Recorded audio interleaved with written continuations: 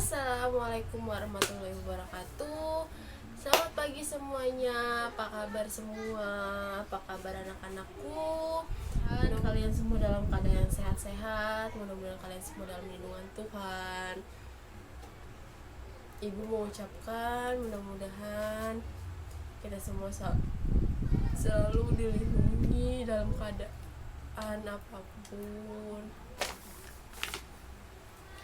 Oke, pada pertemuan kali ini kita akan meneruskan pertemuan sebelumnya.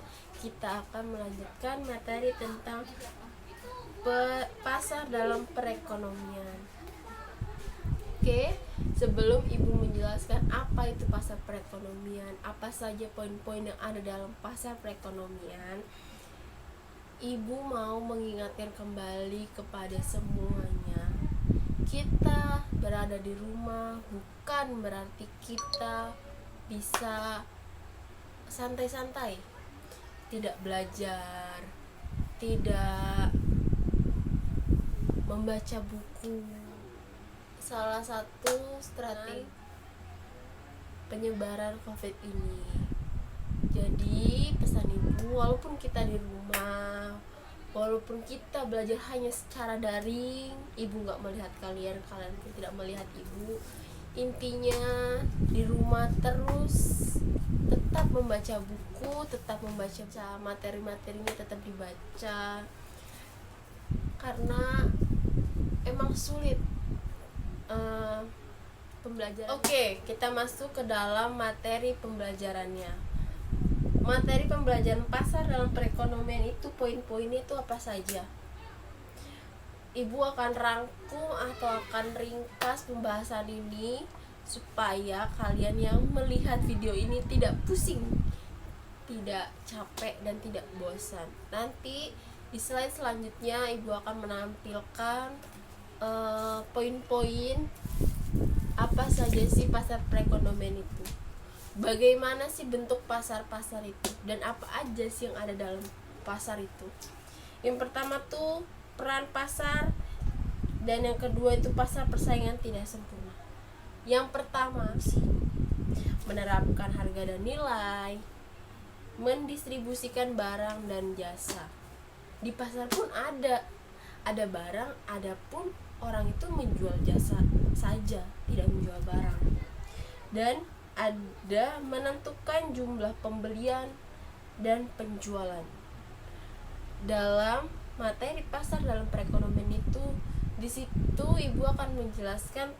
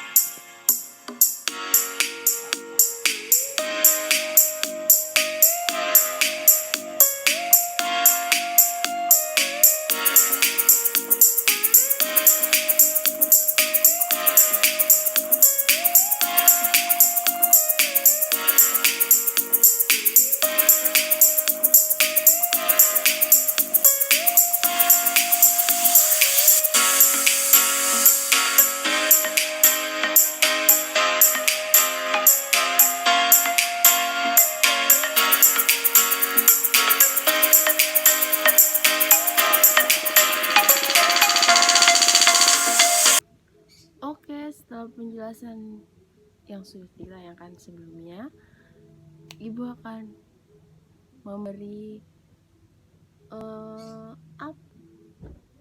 kesimpulan apa sih pasar dalam perekonomian itu. Sedikit, pasar perekonomian itu siklus yang ada di dalam pasar.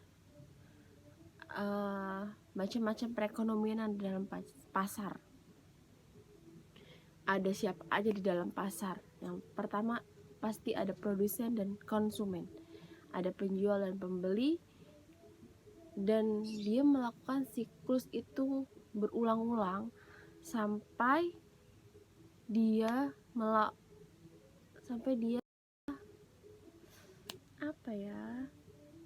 bisa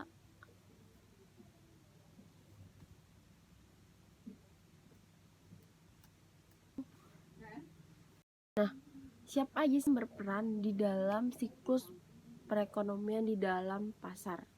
Yang pertama ada produsen, ada konsumen yang pasti, dan peran bagi pembangunan. Dan yang terakhir ada peran sebagai SDM. Peran bagi pasar bagi SDM. SDM itu sumber daya manusia. Dia berperan buat apa sih di dalam siklus perekonomian itu? Yang pertama tuh membuat semakin luas suatu pasar, semakin besar tenaga kerjanya. Dia bisa membuka lowongan pekerjaan untuk orang-orang yang mungkin pendidikannya kurang, tapi dia mempunyai skill, dia mempunyai tenaga yang besar. Nah, dia bisa mendapatkan ekonomi di dalam pasar itu sendiri. Yang ketiga, yang selanjutnya, dia turut ikut membantu mengurangi pengangguran. Nah, ya seperti tadi Ibu jelaskan, dia bisa.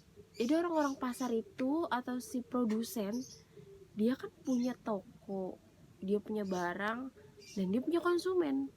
Dia mensuplai barangnya untuk sampai ke konsumen, itu membutuhkan karyawan juga.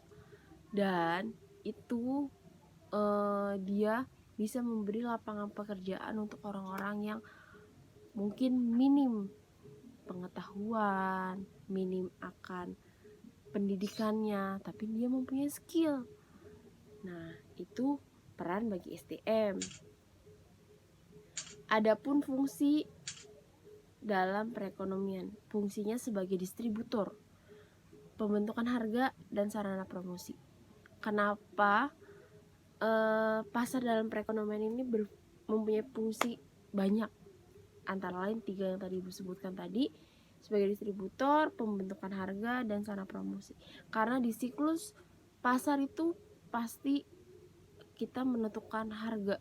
Jadi nggak boleh di toko ini harganya murah, di toko sana harganya mahal, tapi kualitasnya sama. Itu biasanya bisa memancing perpecahan. Jadi adanya siklus pasar dalam perekonomian itu salah satu fungsinya. Dan mungkin cukup sampai di sini. Ibu sudah taruh latihan, Ibu sudah menaruh beberapa soal. Ada 2 tipe, soal pilihan ganda dan soal esai. Itu dikerjakan dan dikumpulkan melalui kolom komentar. Nanti taruh di kolom komentar di bawah. Itu untuk menambah nilai dan untuk menambah wawasan kalian. Pesan Ibu, tetap jaga kesehatan. Semoga kita semua selalu dilindungi Tuhan, selalu dalam lindungan Tuhan, dan pandemi ini cepat selesai supaya kita bisa bertemu kembali. Oke, cukup sekian dari Ibu. Semangat belajar terus.